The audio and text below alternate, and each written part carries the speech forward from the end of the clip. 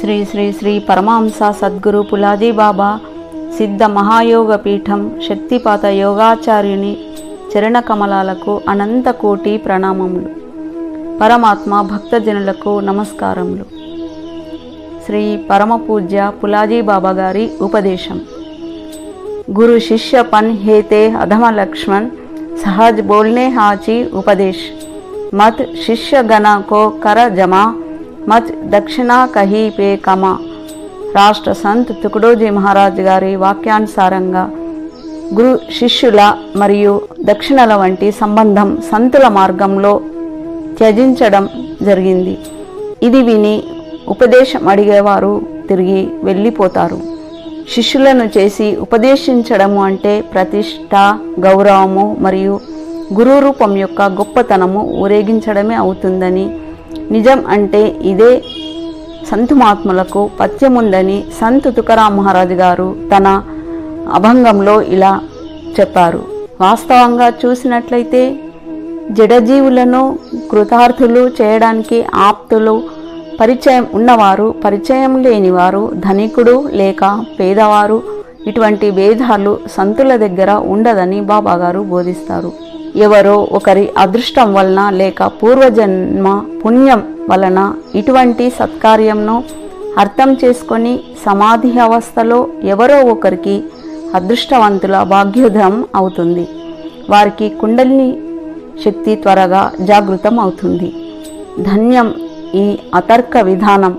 బాబా సమాధి అవస్థలో జడజీవుల ఉద్ధారణ కోసం 3 విధాలుగా ఉపదేశ దీక్ష పద్ధతులు ఉంటాయి. 1 వరదహస్తం స్పర్శ, 2 దృష్టిపాతం కృపాదృష్టి, 3 ప్రబల ఇచ్ఛ. 1 వరదహస్తం గురించి బాబాగారు పక్షి పెట్టిన గ్రుడ్లను ప్రేమతో దానిపై కూర్చొని తన శరీరం నుండి వేడినిస్తుంది. ఆ ఉష్ణత వలన దానికి అన్నశక్తి లభించి పిల్లలు తయారవుతాయి. అలాగే భక్తుల సహస్రార చక్రంపై అంటే మస్తకంపై సద్గురు చేయి పెట్టి జ్ఞాన సంస్కారం అర్థమయ్యే విధంగా చేసి శక్తిపాతం గావిస్తారు. 2వది దృష్టిపాతం ద్వారా సద్గురు కృప ఎలా లభిస్తుంది అంటే, ఎలాగైతే తాబేలు తన పిల్లలను అన్నోదకం ఇవ్వకుండా అది తటస్థమైన దృష్టితో మాత్రమే చూసి అన్నం నీళ్లు అందిస్తుంది, అలాగే సద్గురు దృష్టి పడగానే అదే క్షణంలో సాధకులలో కుండలిని జాగృతం అవుతుంది. 3 ప్రబల ఇచ్ఛ. తీతర్ అను పక్షి సముద్ర తీరంపై గ్రుడ్లను పెట్టి ఎక్కడికో దూరంగా వెళ్ళిపోతుంది. మళ్ళీ ఆ గ్రుడ్లను చూడడానికి కూడా రాదు.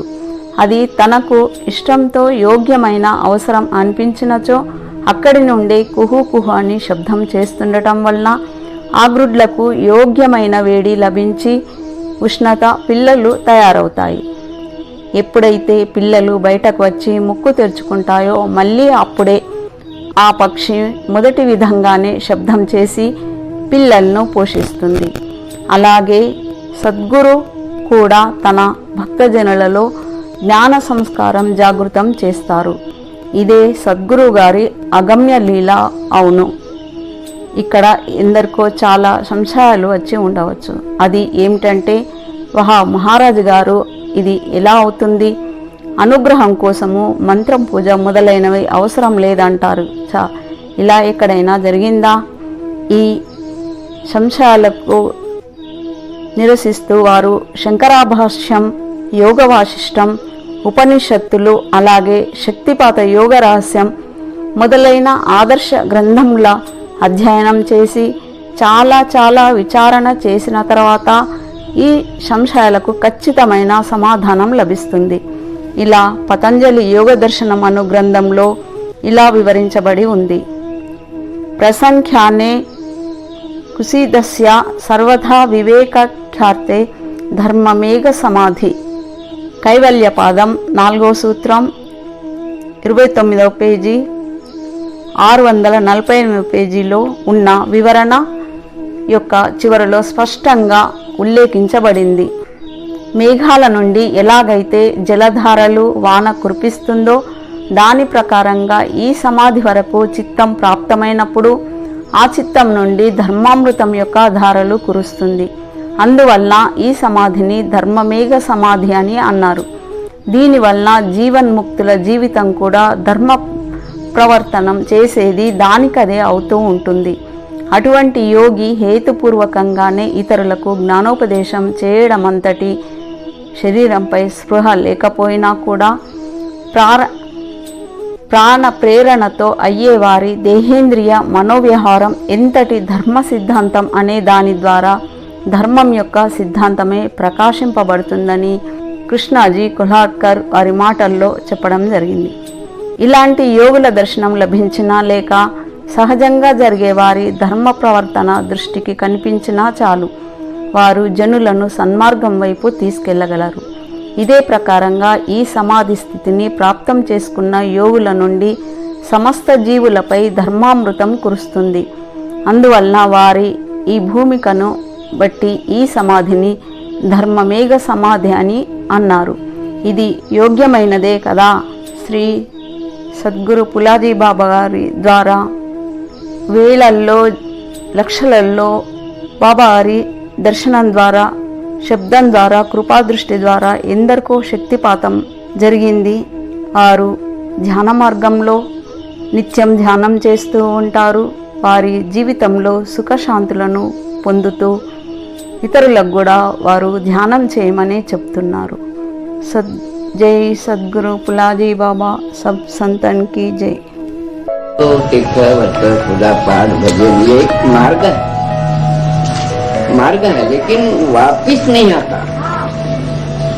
ये आध्यात्मिक ज्ञान इकडे घेऊन ऐसा करके बताइए वो कोण आहे? आत्माराम. लक्षात ठेवा, जिथं सीता आणि जिथं राम है तिथं सीता है, तिथं ईश्वर है. तोच ईश्वराचा राजा राम है, म्हणजे आत्मा राम ईश्वराचा भी राजा आत्मा भी है. का ज्ञान होता ध्यान में, ध्यान की भी जरूर नहीं आती आदमी. ये दो मार्ग बड़े. अब समाधि के लिए गुरु कृपा होने के बाद कुंडली जागृत, आत्मशक्ति जागृत होती. वो अगर मिल गया तो अपन उसको लिखने पढ़ने का ही जरूरी नहीं. तो समाधि लगी, उसको अनुभव आता जो क्या आने का करता है. लेकिन और वो अगर उसकी नेत्र अगर नहीं खुला तो अपन एक आत्मा से अंधे तो नहीं दिखा. जैसा कामदेव कितने साल दिया उन्होंने शिष्य बनाया, सो करा, लेकिन आत्मज्ञान नहीं था.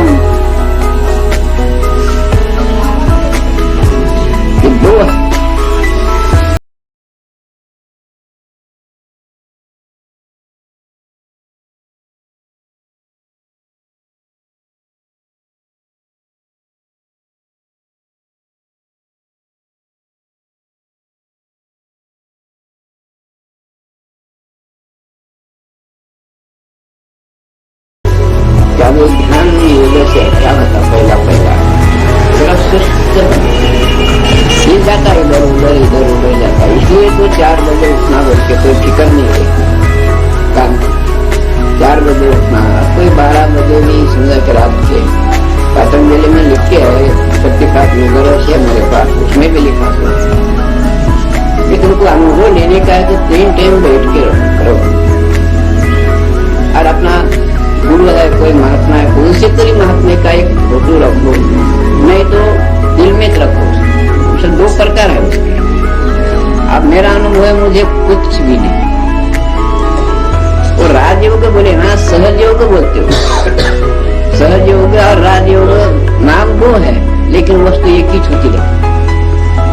राजयोग बोले तो पूरे मार्ग का राजा, जैसा अपने भारत का, अपने आंध्रा का राजा है मंत्री, है ना.